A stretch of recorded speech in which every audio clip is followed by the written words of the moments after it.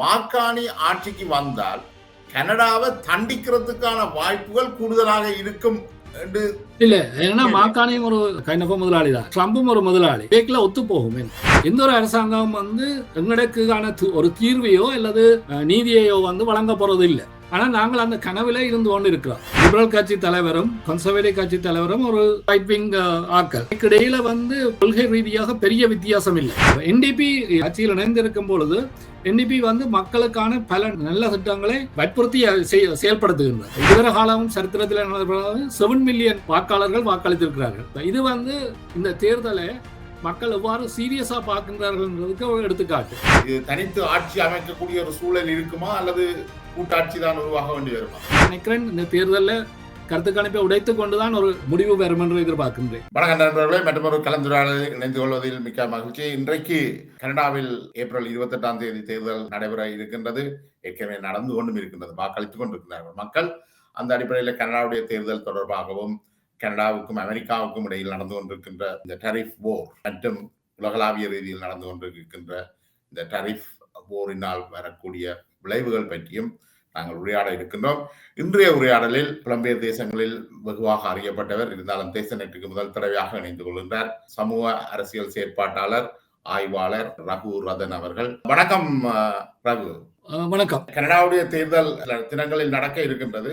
இந்த தேர்தலில் யாருடைய கட்சி முன்னணியில் வகிக்கின்றது? குறிப்பாக அவர்களுடைய போட்டி அந்த வீதம் கிட்டத்தட்ட 3 வீதம் தான் இருந்தது. இது தனித்து ஆட்சி அமைக்கக்கூடிய ஒரு சூழல் இருக்குமா அல்லது கூட்டாட்சி தான் உருவாக வேண்டி வருமா? முதலாவது என்னன்னா, இப்ப இது தொகுதி வாரி தேர்தல் இங்கிலாந்தில் இருக்கிற மாதிரி கருத்து கணிப்புன்றது பொதுவாக முழு நாட்டையும் தழுவியது. எனவே அதை வைத்துக்கொண்டு நாங்கள் ஓகே இந்த கட்சி தான் வெற்றி பெறும், இந்த கட்சி தான் தோல்வியடையும் என்று கூற முடியாது. இன்றைக்கு இருக்கிற சூழல்ல லிபரல் கட்சிக்கு ஒரு எச்சி இருக்கிறதுன்றது உண்மை. ஆனால் மெஜாரிட்டியாக ஒரு அரசாங்கத்தை அமைப்பார்களோ என்ற கேள்வி எனக்கு இருக்கிறது. இந்த லிபரல் கட்சி ஆட்சி அமைக்கும் பட்சத்தில் தமிழர்களுக்கு இருக்கக்கூடிய சாதக பாதகங்கள் என்ன, அல்லது அவர்கள் ஆட்சி அமைக்காவிட்டால், அமைக்க முடியாமல் போனால் தமிழர்கள் எதிர்நோக்கக்கூடிய பிரச்சனைகள் என்ன? பொதுவாக இங்கு நான் தமிழர்கள் என்று பார்க்க முடியாத சூழலில் தான் இருக்கிறேன். என்னால் இது ஒரு ஒட்டுமொத்தமான இன்றைக்கு இருக்கிற ஒரு பிரச்சனை. முதலாவது பொருளாதார ரீதியான பிரச்சனை, இரண்டாவதாக அமெரிக்காவில் டொனால்ட் ட்ரம்பின் 2வது தடவை ஆட்சிக்கு வந்த பின்னர் கனடாவுக்கு கொடுக்கின்ற அழுத்தத்தால் எழுந்த பிரச்சனைகள். இந்த ரெண்டையும் தான் நான் மிக முக்கியமாக பார்க்கிறேன். இதுல தமிழர்கள் பாதிக்கப்படும் பொழுது எல்லாரும் தான் பாதிக்கப்படுவார்கள். இதுல தமிழர்கள் என்று குறிப்பிட்டு கூற முடியாது. எல்லாருக்கும் பொதுவாகத்தான் இருக்கு. நான் இந்த தேர்தலில் கூட எல்லாருக்கும் கூறுவது, நீங்கள் ஒரு தமிழ் வேட்பாளர் என்பதற்காக வாக்களிக்க வேண்டாம். உங்களுக்கு எந்த கட்சி சரியான விஷயத்தை சொல்லுகின்றதோ அந்த கட்சிக்கு வாக்களியுங்கள். தமிழ் பிரதிநிதித்துவம் இருக்க வேண்டும் என்றது உண்மை. ஆனா அதுக்காக ஒரு தவறான கட்சியை ஆட்சிக்கு அனுப்ப வேண்டாம். எனவே உங்களோட மனச்சாட்சிக்கு இந்த கட்சி சரியாக இருந்தால் அதே உங்களோட தொகுதியில் ஒரு தமிழர் கேட்டால் நீங்க அவருக்கு வாக்களிங்க. என்னென்றால் லிபரல் கட்சியில் 2 தமிழர்களும் கன்சர்வேட்டிவ் கட்சியில் 2 தமிழர்களும் போட்டியிடுகின்றனர். இந்த 2 கட்சிக்குமே கொள்கை அடிப்படையில பாரிய வேறுபாடு இருக்கிறதா அல்லது அவர்களுடைய கொள்கைகள் கிட்டத்தட்ட ஒரே மாதிரியானவையாக இருக்கின்றதா? இல்ல, உண்மையை சொல்ல போனா லிபரல் கட்சி தலைவரும் கன்சர்வேட்டிவ் கட்சி தலைவரும் ஒரு சீரியஸான ஒரு ரைட் விங் ஆக்கள். செயல்பாட்டு ரீதியாக சில மாற்றங்கள் இருக்கலாமலையே அதை நடைமுறைப்படுத்துறதுல அடிப்படையில இவைக்கிடையில பெரிய வித்தியாசம் இல்லை. ஒரே ஒரு விஷயம் தான் என்னன்னா, கடந்த 4 வருடமும் ட்ரூடோவோட வலதுசாரி சார்பான NDP கட்சி ஆட்சியில இருந்தது. NDP கட்சி ஆதரவோடு தான் லிபரல் ட்ரூடோ ஒரு என்ன சொல்ற மைனாரிட்டி கவர்மெண்டாக இருந்து 4 வருடம் கடத்தக்கூடியா இருந்தது. இந்த நேரத்துல ஃபார்மா கேர், டென்டல் கேர் ரெண்டையும் இந்த NDP தான் வலியுறுத்தி அமுல்படுத்தியது. அப்ப NDP ஆட்சியில் இணைந்திருக்கும் பொழுது NDP மக்களுக்கான பல நல்ல திட்டங்களை வற்புறுத்தி செயல்படுத்துகின்றது. NDP உதவியோடு தான் ஆட்சி 2 கட்சியில ஒன்று ஆட்சிக்கு வரணும் என்று சொன்னால் நெக் அண்ட் நெக்ல தான் அந்த போட்டி நடந்து கொண்டிருக்கு. அப்ப NPP ஆருக்கு ஆதரவளிக்கிறதுக்கான வாய்ப்பு கூட, ஏற்கனவே அவர்கள் லிபரல் கட்சியோடு தான் நீண்ட காலமாக நெருக்கமாக இருந்திருக்கிறார்கள். இல்ல, இப்ப NDP ஒரு வலது சார்பான கட்சி. அது ஒரு காலமும் கன்சர்வேட்டிவ் கட்சிக்கு ஆதரவு அளிக்காது. கன்சர்வேட்டிவ் கட்சி ஒரு மைனாரிட்டி கவர்மெண்ட் ஃபார்ம் பண்ண வேண்டி வந்தா அவர்கள் கியூபெக்ல இருக்கிற ஒரு பிரிவினவாத கட்சியோடு தான் இணைந்து ஆட்சி நடத்த வேண்டிய தேவை இருக்கும். அல்லது லிபரல் கட்சியோட, இது முன்பும் சில தடவைகள் நடந்தது. சில சமயங்களில் லிபரல் கட்சி கூட சில விஷயங்களுக்கு ஆதரவு கொடுப்பார்கள் அல்லது வாக்களிப்பு நடக்கிற நேரங்களில் அவர்கள் பாராளுமன்றத்தை விட்டு வெளியேறுவார்கள். அப்ப இவ்வாறு செயல்படுத்த வந்து ஒரு குறிப்பிட்ட காலத்துக்கு 1 வருஷமோ இல்ல 2 வருஷத்துக்கு ஒரு மைனாரிட்டி கவர்மெண்ட் நடைமுறையில இருக்கிறதுக்கு சாத்தியம் இருக்கிறது. அப்ப என்டிபியை பொறுத்தவரையில ஒரு காலம் கன்சர்வேட்டிவ் கட்சிக்கு ஆதரவு வழங்காது. அப்படி ஆதரவு வழங்கினா என்டிபி ஆதரவாளர்களே என்டிபியை வெளியில அனுப்புற சூழலுக்கு தள்ளப்படுவார்கள். இந்த 2 கட்சி ஆட்சி முறையில மாற்றம் வர்றதுக்கான வாய்ப்பு இல்லை. இப்ப 3வது கட்சியாக என்டிபி வெல்றதுக்கான வாய்ப்புகள் கடந்த காலத்துல இருக்கையில எதிர்காலத்திலையும் மாகாண ரீதியா என்டிபி வந்து பல மாகாணங்கள்ல ஆட்சி செய்திருக்கிறது. ஆனால் மத்திய அரசாங்கத்துல வந்து ஒரு பொழுதும் இல்லை. ஆனால் கடந்த 50 வருடங்களுக்கு பிறகு இந்த முறைதான் 2 கட்சிகளுக்கு அதிக ஆதரவு கிடைக்கிறது. வளமையாக வந்து என்டிபிக்கு குறைந்தது ஒரு 20% அல்லது 18% வாக்களாவது இருக்கும். இந்த முறை வந்து 10% குறைவாக இருக்கிறது. இதுக்கு ஒரு காரணம் என்னென்றால் பலர் வந்து டொனால்ட் ட்ரம்பால ஏற்படுத்தப்பட்ட அழுத்தத்தால வந்து மாக்காணியை ஒரு சரியான தேர்வாக பார்க்கின்றார்கள். மாக்காணியை சரியான தேர்வாக பார்க்கும் பொழுது என்டிபி ஆதரவாளர்களை கன்சர்வேட்டிவ் ஆட்சிக்கு வரக்கூடாது என்றபடியால் நாங்கள் வந்து மாக்காணிக்கு வாக்களிக்க வேண்டும் என்ற தன்மையும் இருக்கிறது. அதே சமயம் கன்சர்வேட்டிவ் ஆதரவாளர்கள் பலரும் கன்சர்வேட்டிவ்க்கு நீண்ட காலமாக கன்சர்வேட்டிவ் ஆதரவாளர்களே டொனால்ட் ட்ரம்புக்கு எதிராக மாக்காணி தான் ஒரு சரியான தேர்வு, எனவே அவருக்கு வாக்களிக்க வேண்டும் என்ற மெனோன்லையும் இருக்கிறது. அப்ப இந்த மெனோன்ல வந்து திங்கட்கிழமை நடைபெறுற தேர்தலில் எவ்வாறு மாற்றம் வரும் என்று தெரியாது. ஏற்கனவே வந்து அட்வான்ஸ் போல் நடைபெற்றது. இதுவரை காலமும் சரித்திரத்தில் நடைபெறாத 7 மில்லியன் வாக்காளர்கள் வாக்களித்திருக்கிறார்கள். அதுவும் ஒரு ஈஸ்டர் வீக்கெண்ட்ல வந்து முதல் நாள் ஈஸ்டர் ஃப்ரைடே வந்து 2 மில்லியன் பீப்புள் வாக்களித்திருக்கிறார்கள். இது வந்து இந்த தேர்தலை மக்கள் எவ்வாறு சீரியஸா பார்க்கின்றார்கள்ன்றதுக்கு ஒரு எடுத்துக்காட்டு. நாளைக்கு திங்கட்கிழமை எதிர்பார்க்கிறார்கள் சுமார் 70-75% டோட்டலா வந்து 75% இந்த முறை தேர்தலில் வாக்களித்திருப்பார்கள் என்று. கடந்த காலங்களில் 50% தொடுறதே பெரிய ஆச்சரியமாக இருந்தது. பிரித்தானியாவை பொறுத்த வரைக்கும் இந்த தேர்தலில் வாக்களிக்கிற எண்ணிக்கை கூடினால் அது எப்பவுமே கன்சர்வேட்டிவ் கட்சிக்கு தான் சாதகமாக இருக்கிறது. ஏன்னா தொழிற்கட்சி உறுப்பினர்கள் பெரும்பாலும் இளவயதினராக இருக்கிறதால அவர்கள் வாக்களிப்புல கலந்து கொள்றேன். பிரித்தானியாவில் பிரெக்சிட்டின் போது கூட, பிரித்தானியா ஐரோப்பிய ஒன்றியத்திலிருந்து பிரிந்த போது கூட இளம் வயதினர் வந்து வாக்களிப்புல கலந்து கொள்ளேன். மரணத்தை தழுவுற வயதுகளில் இருக்கிறவர்கள் கூடுதலாக வாக்களித்து தான் அந்த பிரித்தானியா ஐரோப்பிய ஒன்றியத்திலிருந்து பிரிந்தது. அதே போல வாக்களிக்கிறவர்கள் எண்ணிக்கை கூடியிருக்கிறதால அது கன்சர்வேட்டிவ்க்கு சாதகமாக வாரத்துக்கான வாய்ப்பு இருக்கு. நிச்சயமா நான் என்ன பொறுத்தவரையில வாக்களிப்பு பெர்சன்டேஜ் கூடினதுக்கு காரணம் கன்சர்வேட்டிவ்க்கான ஒரு ஆதரவு தான் சொல்லுவேன். என்னபடியா நான் இந்த கருத்து கணிப்புகளை மையப்படுத்தவில்லை. நான் நினைக்கிறேன் இந்த தேர்தலில் கருத்து கணிப்பை உடைத்துக் கொண்டுதான் ஒரு முடிவு வரும் என்று எதிர்பார்க்கின்றேன்.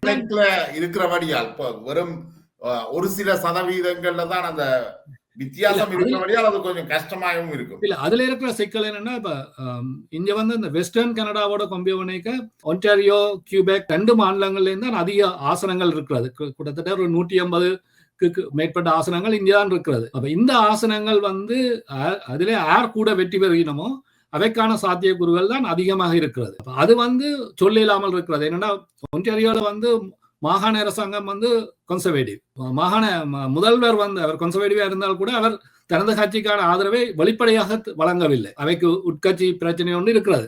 அப்ப இந்த சூழல் வந்து எப்படி ஒன்டாரியோவை மாற்ற போகின்றது என்று தெரியாது. அதே சமயம் கியூபெக்ல வந்து பிரிவினவாத கட்சிக்கும் கன்சர்வேட்டிவ் கட்சிக்கும் கிட்டத்தட்ட கருத்து கணிப்புகள் 20% வாக்களை சொல்லுகின்றது. லிபரல் வந்து கிட்டத்தட்ட 40% இருக்கிறது. எனவே இந்த தற்செயலாக லிபரல் வந்து அங்கு அதிக வாசனங்களை பெற்றால் லிபரலுக்கு ஒரு மைனாரிட்டி கவர்மெண்ட், அட்லீஸ்ட் ஒரு மைனாரிட்டி கவர்மெண்ட் ஃபார்ம் பண்ற சான்சஸ் கூட.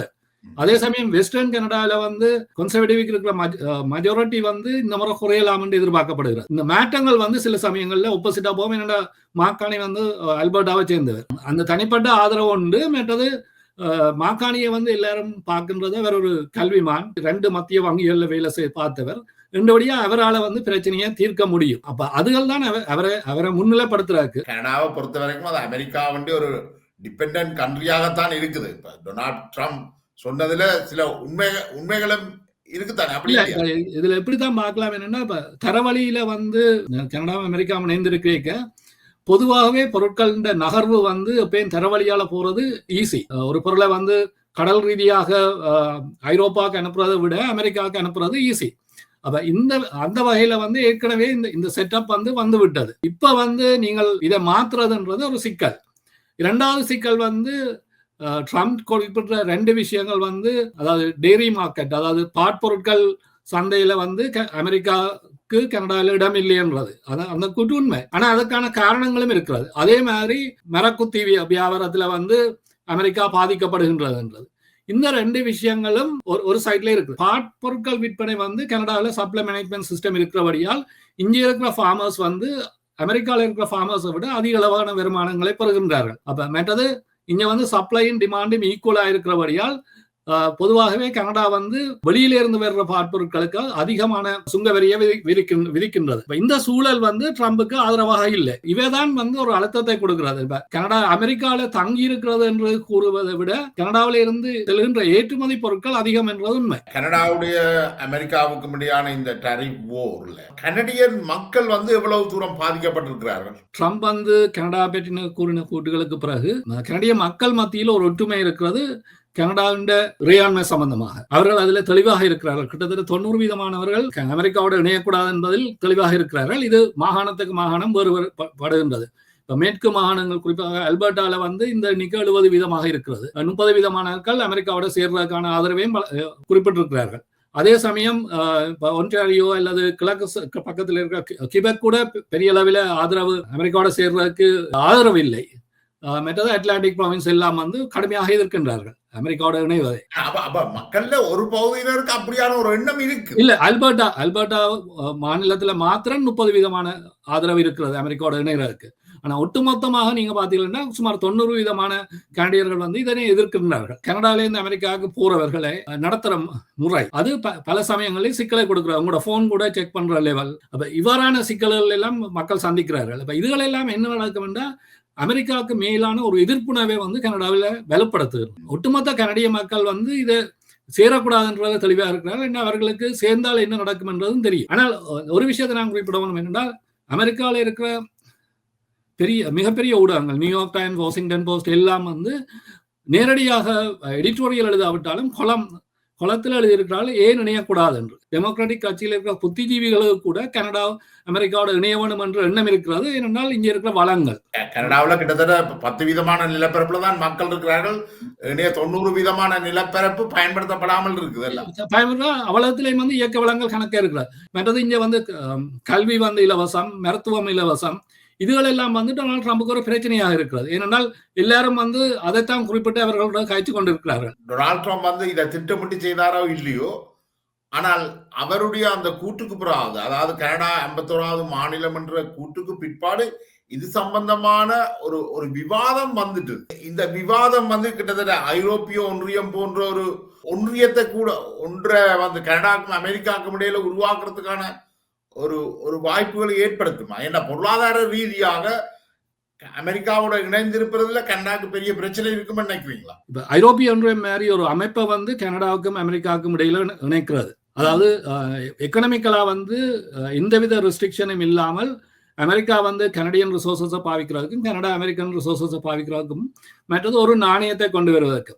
அப்ப ட்ரம்ப் வந்து ஒரு விஷயத்தை சொல்றாருன்னா அதுக்கு பின்னால கனவேட்டு ஆலோசனையை கேட்டுத்தான் சொல்லுவார். அப்ப மற்றது ட்ரம்ப் வந்து தான் நினைச்சது எல்லாத்தையும் சாதிக்க வேண்டும் என்று நினைக்கின்றவர். அப்ப ஒரு நாளும் அதுல இருந்து பின்வாங்க மாட்டார். எனவே அவர் எங்கேயாவது ஒரு இடத்துல அழுத்தம் கொடுப்பார். அந்த அழுத்தம் இதாகத்தான் இருக்கும். ஏன்னா கடந்த காலங்கள்ல வந்து இந்த ஃப்ரீ ட்ரேட் அக்ரிமெண்ட் நெஃப்டா வந்து இருந்தது. அதை வந்து ட்ரம்ப் முதலாவது தடவை வந்த அப்புறம் நெகோசியேட் பண்ணிக்க தனக்கு சாதகமாக தான் அதை முடித்திருந்தார்.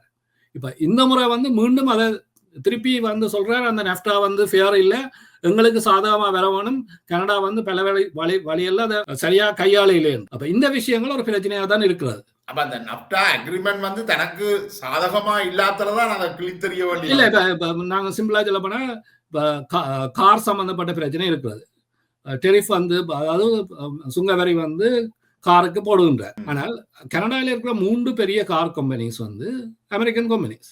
கனடாக்கு ஒரு கார் கம்பெனி இல்லை. கனடா செய்யறது வந்து 85% கார் பார்ட்ஸ் வந்து கனடாலேயே செய்யப்படுகிறது, மற்ற மெக்சிகோலையும் செய்யப்படுகிறது.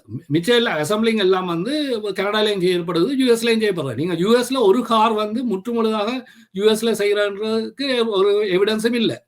எல்லா காரும் வந்து இந்த 3 கண்ட்ரீஸ்லயும் இணைந்துதான் செய்யப்படுகிறது. ஆனால் பார்ட்ஸ் வந்து கூடுதலாக கனடால இருந்தும் யூஎஸ்ல இருந்து தான் போகுது, மெக்சிகோல இருந்து தான் போகுது. அந்த கம்பெனிஸ் எல்லாம் வந்து யூஎஸ் கம்பெனி. கனடாவும் அமெரிக்காவும் ஒரு பொருளாதார வலயமாக சேர்வுன்றது கனடாக்கும் அமெரிக்காவுக்கும் ஒரு வின் சிச்சுவேஷனாகத்தான் அமையும்.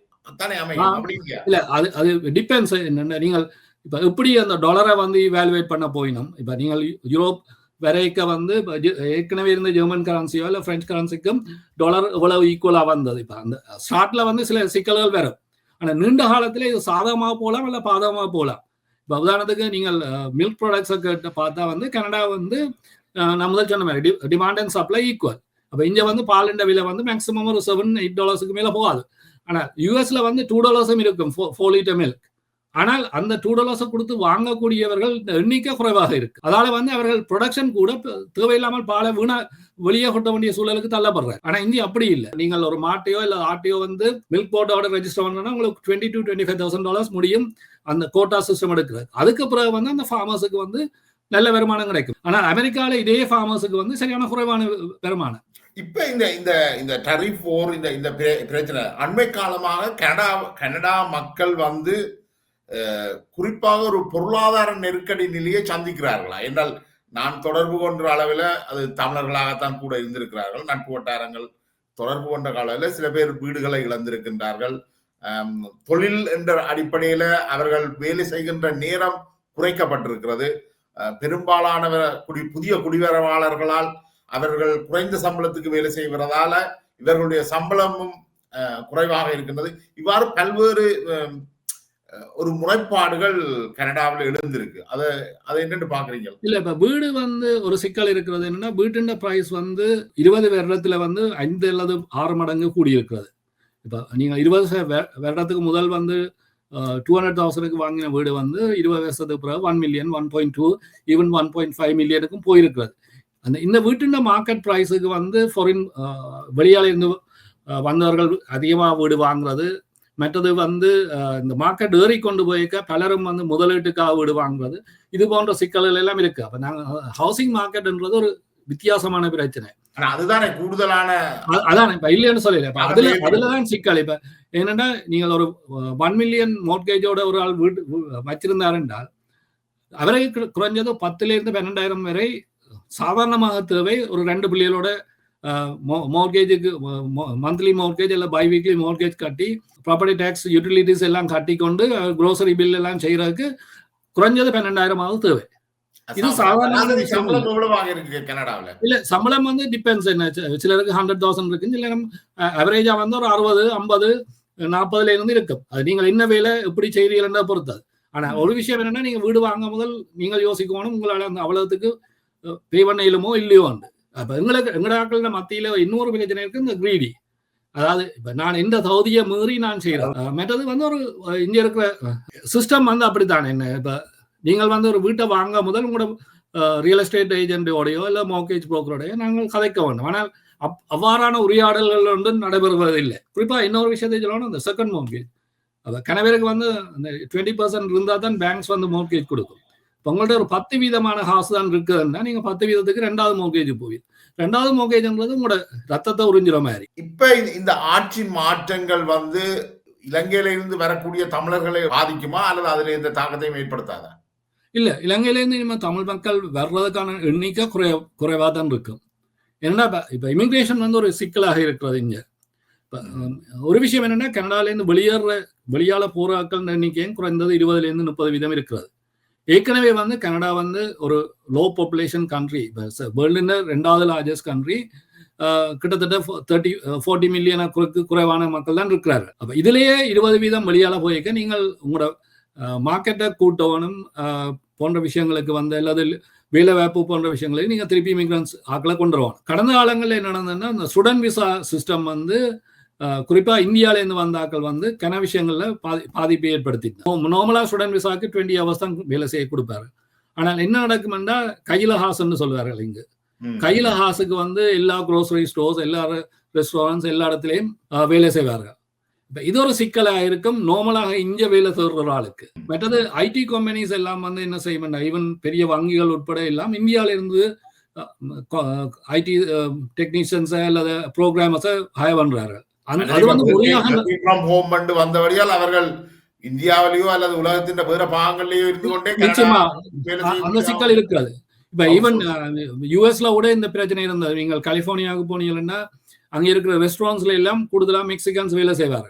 அவர்கள் வந்து இந்த பார்டரை கிராஸ் பண்ணி போட்டு வந்து அங்க வந்து ஒரு ரெஸ்டாரண்ட்ல $5 $6 வேலை செய்வார்கள். அங்கேயே நித்திர கொள்வார்கள்.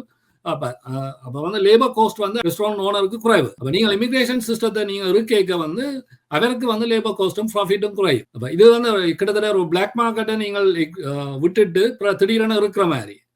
அப்ப இங்கேயும் இதான் நடக்குது. இங்கேயும் வந்து நீங்கள் வந்து ஒரு பதிவு செய்யறா உங்களுக்கு $18 பேசிக் பே பண்ணணும். ஆனா நீங்க கையில காசுக்குன்னா $10 என்ன. இந்த எக்ஸ்ப்ளாய்டேஷன் இது ஒரு வகையான எக்ஸ்ப்ளாய்டேஷன் தான். இல்ல நிச்சயமா இப்ப நாங்கள் யோசிக்கணும் என்னன்னா ஒரு சிக்கல் என்னன்னா இப்ப எங்களுக்கு தமிழாக்கள்கிட்ட ஒரு பிரச்சனை இருக்குன்னா இவ்வளவு தூரத்துக்கு நாங்கள் டாக்ஸை கட்டாம விடுறோம்ன்றதான் பாப்பினோம். ஆனா இந்த டாக்ஸ் மணி தான் உங்களுக்கு ஃப்ரீ எஜுகேஷனையும் ஃப்ரீ மெடிக்கலையும் கொடுக்குது. நாங்கள் அதை பற்றி எங்களுடைய எந்த விதமான சிந்தனையும் இல்லை. ஆனா இதுல இன்னொரு சிக்கலும் இருக்கு தானே. இப்ப உலகத்துல உள்ள மிகப்பெரிய கோஆபரேட் நிறுவனங்களான இந்த கூகுள், ஃபேஸ்புக், ஸ்டார்பக் இவர்கள் யாருமே பெருசாக டாக்ஸ் கட்டுறது இல்லைன்னு சொல்லல.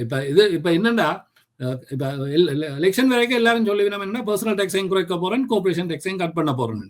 ஆனா கார்பரேஷன் டாக்ஸை கட் பண்றேன்னா எம்ப்ளாய்மெண்ட் கூடும் என்று சொல்லுவாரு. ஆனா ஒரு நாளும் அப்படி நடக்கல. கார்பரேஷன் டாக்ஸ் கட் பண்ணே நடக்கும்னா உங்களுக்கு இன்கம் வராது. இன்கம் வராதுன்னா ஆல்டர்னேட்டிவ் இல்லை. இப்ப ட்ரம்ப் என்னத்துக்கு ஸ்ட்ரகிள் பண்றாரு? ஏன்னா கிட்டத்தட்ட $8 trillion அவருக்கு கரண்ட், அதாவது இன்றைக்கு கரண்ட் அக்கௌண்ட்ல டெபிசிட் இருக்கு. 6-7 மில்லியன் 36 டோட்டலா வந்து 36 மில்லியனுக்கு மேல அமெரிக்கா கடன் இருக்கு, ட்ரில்லியனுக்கு மேல. கிட்டத்தட்ட 7 or 8 ட்ரில்லியன் பாண்ட் வந்து வெளிநாடுகள்ல இருக்கு. கனடாலையும் இருக்கு 358 பில்லியன். ஜப்பான், சைனாட்ட இருக்கு 800 பில்லியன். ஜப்பான் வந்து 1.2 ட்ரில்லியன் நினைக்கிறேன். இது வந்து மெச்சுவர்னேக்க நீங்க அவ்வளவு பாண்டுக்கும் பே பண்ணணும். மற்றது இவ்வளவுக்கும் குவார்ட்லி இன்ட்ரெஸ்ட் பே பண்ணணும். அப்ப உங்கள்ட்ட வந்து உங்களோட இன்கம் வந்து டாக்ஸ் ரெவென்யூல வர்றது குறைவு. அப்ப நீங்க எங்க கட் பண்ணுவீங்க? பெரி போலிவரோ அல்லது மாகாணியோ ஆட்சிக்கு வர்ற பட்சத்துல இவர்களுக்கு இந்த கனடா எதிர்நோக்குன்ற தற்போதைய பிரச்சனைக்கு தீர்வு காண்றதுக்கான வழிவகைகளை சொல்லி இருக்கணுமா? இல்ல, மாகாணி வந்து வெளிப்படையா சொல்லியிருக்காரு. பொலிபீரோ வந்து இதுவரையில தனக்கு ஐடியாஸ் இருக்குன்னு சொல்லியிருக்கிறார். இல்ல இந்த வகையில செய்யலாம்னு சொல்லியிருக்காரு. நேரடியா அவர் வந்து எந்த வித பதிலையும் முன்வைக்க இல்லை. ஆனா மாகாணி வந்து ஆட்டோமேட்டிக்காவே தன் ஐடியாஸை சொல்லியிருக்காரு. அவர் வந்த ஒரு மாதத்திலேயே யூஎஸ் பாண்ட்ஸை விற்கிறதுக்கான நடவடிக்கைகள் எடுக்க தொடங்கிட்டார். சைனாவும் கனடாவும் வந்து யூஎஸ் பாண்ட்ஸை விற்க பாண்டின் டிமாண்ட் குறையும். மற்றது யூஎஸ் டாலர் வேல்யூ குறையும். அப்ப இதுகள் வந்து யூஎஸ்க்கு ஒரு டெக்னிக்கலா பைனான்சியலா ஒரு பிரச்சனையை கொடுக்கும். ஆனா இது ஒன்றும் இருக்கு தானே. டொனால்ட் ட்ரம்ப் பார்த்தோம்னா அவர் ஒரு பழி வாங்குற குணமுடைய ஆள். பிரித்தானிய பிரதமரோட இருந்த முரண்பாடு கூட ஒரு பழி வாங்குறால் தேர்தல் காலத்துல இவர்கள் பைடனை ஆதரிச்சபடியால் இவரை பழி வாங்குறதுக்கான கேஸ்டாமரை பழி வாங்குறதுக்கான முயற்சியா தான் அதை செய்கிறார். இப்ப அதே போல மாகாணி ஆட்சிக்கு வந்தால் கனடாவை தண்டிக்கிறதுக்கான வாய்ப்புகள் கூடுதலாக இருக்கும் என்று இல்ல. ஏன்னா மாகாணியும் ஒரு கைண்ட் முதலாளி தான், ட்ரம்பும் ஒரு முதலாளி. அப்ப இவைக்குள்ள ஒத்து போகும். என்ன மாகாணிக்கு தெரியும் அவர் என்ன செய்வார். இதே பைனான்சியல் இப்ப உதாரணத்துக்கு யூஎஸ்ல வந்து சென்ட்ரல் பேங்க் அங்க ஃபெட்ன்னு சொல்றாங்க. ஃபெட்டின் சேரை வந்து, அதாவது கவர்னர், நாங்களே கனடாலேயோ இங்கிலாந்துலயோ bank of England, bank of Canada அந்த கவர்னர்னு சொல்றேன். அதை ஃபயர் பண்றதுக்கு அவர் மேக்சிமம் ட்ரை பண்றாரு. ஏன்னா அவருக்கும் ட்ரம்புக்கும் ஒத்து போவே இல்லை. ஆனால் அவர் சொல்லிப்பட்டார் இல்லை, அவர் தண்ட பதவிக்காலம் வந்து 2026 முடியும். அதுவரையும் என்ன அசைக்கலாண்டு. என்ன பொதுவாகவே மத்திய வங்கிகள் வந்து இண்டிபெண்டா இயங்குறது. மாகாணிக்கு வந்து அந்த சிஸ்டம் தெரியும். ஏன்னா மாகாணியும் கவர்னரா இருந்தவர். அப்ப அதால வந்து ட்ரம்போட எப்படி டீல் பண்றதுன்ற சிக்கல் விஷயங்கள் தெரியும். பொலிபீரோ வந்து ஒரு அரசியல்வாதி, நீண்ட காலமா அரசியல்ல இருந்தவர். அவருக்கு அரசியல் நகர்வுகள் செய்ய தெரியும். ஆனா எப்படி அவருக்கும் டொனால்ட் ட்ரம்புக்கும் ஒரு நட்பு அல்லது கிட்டத்தட்ட 2 பேரும் ஒரே மொழி பேசுகிறவர்கள் என்று சொல்லலாமா? இப்ப ஈவன் இந்த தேர்தலை கூட அவர் கன்சர்வேட்டிவ் லீடர் நடத்தி கொண்டு போற முறை வந்து ஒரு ரிப்பப்ளிகன் அல்லது ட்ரம்ப் மெத்தட்லாம் தேர்தலை கொண்டு போற. வெளிப்படையா சொல்ல போனா வெள்ளை மக்களோட வாக்கு வங்கியே அதிகரிக்க வேண்டும். அதே சமயம் மைனாரிட்டிஸ் வாக்கு வங்கி அதிகரிக்கும். தமிழ் மக்களுக்கு மத்தியில சொல்லுவார் ஓகே தான் வந்து பதவிக்கு வந்தா ராஜபக்சாவை இன்டர்நேஷனல் கிரிமினல் கோர்ட்டு கொண்டு வருவேன். இது போன்ற விஷயங்களை அவர் சொல்லி வாக்கு வங்கியை அதிகரிக்கிறதா அவற்றை டார்கெட்டாக இருக்கிறது. நடைமுறையில இவை அவ்வளவு நடைபெறுமான்ற கேள்விதான். எந்த ஒரு அரசாங்கம் வந்து எங்களுக்கான ஒரு தீர்வையோ அல்லது முள்ளிவாய்க்காலில் நடைபெற்றதுக்கான ஒரு நீதியையோ வந்து வழங்க போறது இல்லை. ஆனா நாங்கள் அந்த கனவுல இருந்து கொண்டு இருக்கிறோம். இதுதான் அந்த நடைமுறையில இருக்கிற விஷயம். இப்ப அண்மை காலத்துல கனடாவுக்கு பெருந்தொகையான தமிழ் மக்கள் இந்த விசிட்டர் விசாவில் வந்திருக்கணும். அவர்களுடைய எதிர்காலத்துக்கு என்ன நடக்குது? விசிட்டர்ஸ் விசாவில் வந்தவர்கள் நான் அறிந்த அளவில் என்ன நடக்குதுன்னா, அவர்கள் ரெஃப்யூஜி ஸ்டேட்டஸுக்கு அப்ளை பண்ணி இருக்கணும். சிலர் வந்து திரும்பி போயிட்டான். இப்போ ரெஃப்யூஜி ஸ்டேட்டஸுக்கு அப்ளை பண்ணி அதை அக்செப்ட் பண்ணப்பட்டால் அவர் கனடாவிலே தங்கலாம். இல்லைன்னா அவர்கள் திரும்பி போக வேண்டிய சூழலுக்கு தள்ளப்படுவார்கள். சிக்கல் வந்திருக்கு என்றால் இந்த குடியேற்றவாசிகள் தொடர்பான இறுக்கமான கட்டுப்பாடுகள் வருது. அப்ப எதிர்காலத்துல இவர்கள் பலவந்தமாக திருப்பி அனுப்புவதற்கான வாய்ப்புகளும் இருக்கா? நிச்சயமா. இப்ப நீங்க இப்படித்தான் நான் பார்க்கிறேன். என்னன்னா, பிளாக் மார்க்கெட் வந்து அரசாங்கம் தெரிஞ்சு கொண்டான் உள்ளுக்குள்ள விடும். பிளாக் மார்க்கெட் இருக்குன்னு தெரியும். ஆனா எப்போ பிரச்சனை கூடிக்கொண்டு போதோ அப்போ இருக்கும். அப்ப இதே மாதிரி இப்ப நாங்கள் எல்லாம் ரெஃப்யூஜிஸா வரைக்கும் வரவேற்றார்கள். ஏன்னா அப்ப லேபர் ஷார்டேஜ். நாங்கள் நோ பாஸ்போர்ட் வந்த உடனே ஏர்போர்ட்ல ஒரு பிரச்சனையும் இல்லை, உங்களை உள்ளுக்குள்ள விட்டது. நாங்கள் இன்றைக்கு வந்து அந்த பிரச்சனை இல்லை. இன்றைக்கு வந்து என்ன நடக்கிறோன்னா, ஹோல் இமிகிரேஷன் சிஸ்டம் வந்து சரியான முறையில் நடைமுறைப்படுத்த இல்லை. அது வந்து பேக்ஃபயர் பண்ணுது. இப்போ ஸ்டூடெண்ட் விசா எல்லா விதத்திலையும் போனோடனே இப்போ இந்த ஸ்டூடெண்ட் விசாவில் வர்றார்கள் எல்லாம் வேலைக்கு போத்துறாங்கன்னு நீங்கள் எங்க போய் இருக்கிற பிரச்சனை இருக்கு. சேம் சிஸ்டம் அமெரிக்காலே இல்ல. கோவிட்டுக்கு பிறகு வந்து வொர்க்கிங் ஃப்ரம் ஹோம், ஆட்டோமேஷன் இதெல்லாம் வந்ததால வந்து முன்னர் தேவைப்பட்ட அவ்வளவு ஒர்க் ஃபோர்ஸ் வந்து இப்ப தேவையில்லைன்ற ஒரு நிலைமையும் இருக்கிறது. இல்ல அதொன்று மேட்டது. நீங்க வந்து குளோபலைசேஷனை கொண்டு வந்து நீங்கள் உங்களோட அமெரிக்கா, கனடா, யூரோப்ல இருக்கிற எல்லா பெரிய கம்பெனிஸும் வந்து ஃபேக்டரிஸை சைனாவில் போட்டுட்டு, அப்போ நீங்க உங்களோட உழைப்பை வந்து இங்கே இருந்து நீங்க சைனாக்கு நகர்த்தி இருக்கிறீங்க. அப்ப திருப்பி இந்தியா வந்து இமிகிரன்ஸை கொண்டு வந்து என்ன லாபம்? நீங்க முந்தைய நியூயார்க்ல வந்து நீங்கள் புரூக்லின் பிரிட்ஜுக்கு கிட்ட இல்லாத போய் நின்றா ஒரு 10 பேர் அதுல நிப்பினா ஒரு வேன் வந்து அவைய பிக்கப் பண்ணி கொண்டு போவோம். ஒரு அங்க வேலை செய்யற இடங்கள்ல கொண்டே விட்டுட்டு அன்றைக்கு வேலை முடியாத கையில ஆசு கொடுவோம், திருப்பி கொண்டு வந்து அதுல விட்டுட்டு போயிடுவேன். இது ஒவ்வொரு நாளும் நடக்கிறது. இது இந்த பேர்கள் அவ்வளவு பேரும் அங்க பதிவு செய்யாத அல்லது அகதியா உள்ளுக்குள்ள வந்தாங்க. ஆனால் கனடாவில் அப்படி இல்லை. நீங்க அகதியவர் ஒவ்வொருத்தருக்கும் வந்து அங்கீகாரம் இருக்கு. அகதியாக நீங்க பதிவு செய்தால் உங்களுக்கு ஒர்க் பாயிண்ட் உடனே கிடைக்கும். அப்ப நீங்க வேலை செய்வீங்க. ஆனா இன்றைக்கு வந்து அந்த சூழல் உருகிட்டுது. வந்து ஒரு ஃபுல் ஸ்டாப் வச்சாச்சுன்னு சொல்லலாமா? நிச்சயமா. ஆனா இன்றைக்கு ஒரு விஷயம் என்னன்னா, இன்றைக்கும் இலங்கையில இருந்து நர்சஸ் வந்து நர்ஸா குவாலிஃபை பண்ணாக்கள் இங்க நர்சிங் அசிஸ்டண்டா வந்து ஹாஸ்பிட்டல்ல வேலை செய்யணும். அதுக்கு கனடிய அரசாங்கம் வந்து ஒர்க் பாயிண்ட் கொடுத்துருக்கு 2 இயர்ஸுக்கு 3 இயர்ஸுக்கு. அவர்கள் வந்த உடனேயே வேலை எடுத்துக்கொண்டா வருகிறார்கள். அந்த வசதிகள் இங்க ஐரோப்பாவிலையும் அது பெரும்பாலும் அதான் இப்ப என்ன சிக்கலன்னா, எங்கெங்க ஷார்டேஜ் இருக்கோ அங்க இங்க எல்லாம் வந்து அந்த பாக்கெட் ஃபில் பண்ணப்படுது. ஆனால் இப்ப நடந்த பிரச்சனை என்னன்னா, டூ மச் ஆஃப் ஸ்டூடெண்ட்ஸ் வந்த உடனே எல்லா பேசிக் லேபர் ஜாப்ஸ் எல்லாம் வந்து அவர்கள் எடுக்க தொடங்கிட்டார். மக்கள் வந்து இந்த விஷயங்களை அறிந்து கொண்டு தங்களுடைய நடவடிக்கையை மேற்கொள்ளணும். அது குறிப்பாக கூட இந்த தேர்தலையும் பொறுத்த வரைக்கும் சரியான ஒரு தீர்மானத்தை எடுக்கணும், இல்லைன்னா அவர்களை பாதிக்கும்னு நினைக்கிறேன். எந்த கட்சி வந்தாலும் பெரிய அளவில் மாற்றங்கள் வராதுன்னு தான் நினைக்கிறேன். ஆனால் ஒரு மைனாரிட்டி கவர்மெண்ட் ஃபார்ம் பண்ணப்பட்டு NDP இணைஞ்சு செயல்பட்டால் NDP புஷ் பண்ணும் மக்களின் நலனுக்கான சில விஷயங்களை. ஏன் தமிழ் மக்கள் அல்லது தமிழர்கள் NDPயோட இணைந்து வேலை செய்யல? இல்ல, அதுக்கு 2 காரணம் என்னன்னா, தமிழ் மக்களை பிரதிநிதிப்படுத்துற NDP ஆக்கள் வந்து ஒரு குடும்ப சொத்தாக தான் வைத்திருக்கிறார். அவர்கள் மனைவியோ அல்ல யாரோ தான் NDPல கேட்பாரு. ஈவன் இந்த தேர்தலில் வந்து NDP தலைவர் வந்து ஒரு சீக்கியர். அவரை கூட தமிழ் மக்கள் மத்தியில் ஒரு கூட்டத்துக்கு கூட்டிக் கொண்டு ஈவன் அந்த முள்ளிவாய்க்கால் டைம் கூட NDP தான் கூடுதலாக தமிழ் மக்களுக்கு குரல் கொடுத்தது. ஆனால் இதே NDPயை வந்து நாங்கள் பிரதிநிதித்துவப்படுத்த மறக்கிறோம். அதுக்கு எங்களை பிரதிநிதித்துவப்படுத்துற ஆக்களும் ஒரு காரணம். அதே சமயம் அடிப்படையில வந்து நாங்கள் ஒரு கன்சர்வேட்டிவ் மைண்டான ஆக்கள். இந்த மிகிரன்ஸ் இல்ல. பிரித்தானியா போன்ற நாடுகள் வந்து நிலப்பரப்பு கம்மியானது, சுத்தவர கடல், அந்த கிரீன் ஃபீல்ட் பிரவுன் ஃபீல்ட் இருக்கு, அதுகளுக்குள்ள வீடு கட்ட இயலாது. ஆனால் கனடாவில் வந்து 90% நிலப்பரப்பு வறுமையா இருக்கேக்குள்ள ஏன் இந்த வீட்டுக்கான நெருக்கடி வருது? இல்ல, வீடு பிரச்சனை வந்து வீட்டுக்கான நிலம் இல்ல, வீடு கட்டுறதுக்கான நிலம் இல்ல, கோஸ்ட் இருக்கு தானே. வீடு கட்டுறதுக்கான கோஸ்ட் ரெண்டாவது வந்து நீங்கள் உங்களுக்கு நிலம் பிரச்சனை நிலம் பிரச்சனை இல்ல, நிலம் தாராளமாக இருக்குது, ஒரு விஷயத்தை நாங்க அதற்கான நிதி இல்ல. யுஎஸ் பார்டர்ல இருந்து கிட்டத்தட்ட 100 மைல் தூரத்துக்குள்ளதான் முழு கனடியன் சிட்டிசன் இருக்கிறது. நோர்த்துக்கு போக போக குளிர் ஒன்று இருக்கிறது. சில இடங்கள்ல வந்து அவ்வளவு கடுமையான குளிராக இருக்கும். அப்ப அந்த பிரதேசங்கள்ல நீ வீடு கட்டி இருக்கலாம். அப்ப மக்கள் வாழ்கிறார்கள். இப்ப ஈவன் பூர்வீக குடிகள் எல்லாம் வந்து நோர்த்ல எல்லாம் வாழ்கிறார்கள். இல்ல பொதுவா இமிகிரன்ஸ் வந்து அங்க போய் இருக்க மாட்டார்கள். மற்றது ஒரு புது சப்டிவிஷன் ஃபார்ம் பண்ணிக்க ஒரு குறிப்பிட்ட பாப்புலேஷன் தேவை, ஒரு ஸ்கூல் கட்டுறதுக்கு அல்லது எல்லாம். அப்ப இதுல எல்லாம் ஒரு சிக்கல் இருக்கு. அரசாங்கத்தினுடைய வேலை அதை பரவலாக்குறது இல்ல, பரவலாக்குற. அப்ப அந்த ஒரு சிக்கல் இருக்கிறது. என்ன அது இன்னொரு பிரச்சனை கண்டா, ஐரோப்பா வந்து ஒரு சமூக ஜனநாயக அமைப்பு கட்சிகள்லாம் நீங்க ஆட்சியில இருக்குது இல்ல. வேற ஐரோப்பா வந்து கிட்டத்தட்ட ஒரு 1000-2000 வருஷம் பழமையான ஒரு நகரங்களை கொண்ட இது. ஆனா அமெரிக்காவோ வட அமெரிக்காவோ குறிப்பா கனடாவை பொறுத்தவரையில கூடுதலாக பூர்வீக குடிகள் இருந்த நிலம், கடுமையான குளிரான பிரதேசங்கள். நான் நினைக்கிறேன் இந்த உரையாடல் நீண்டு கொண்டு போகும். நான் நினைக்கிறேன் இதோட நாங்கள் இதை முறை கொண்டு வரலாம் நினைக்கிறேன். உங்களுடைய நேரத்தை ஒதுக்கி நம்மோட இந்த முக்கியமான இந்த விஷயங்களை பகிர்ந்து கொண்டமைக்கு மிக்க நன்றி ரகுரந்தன். நன்றி.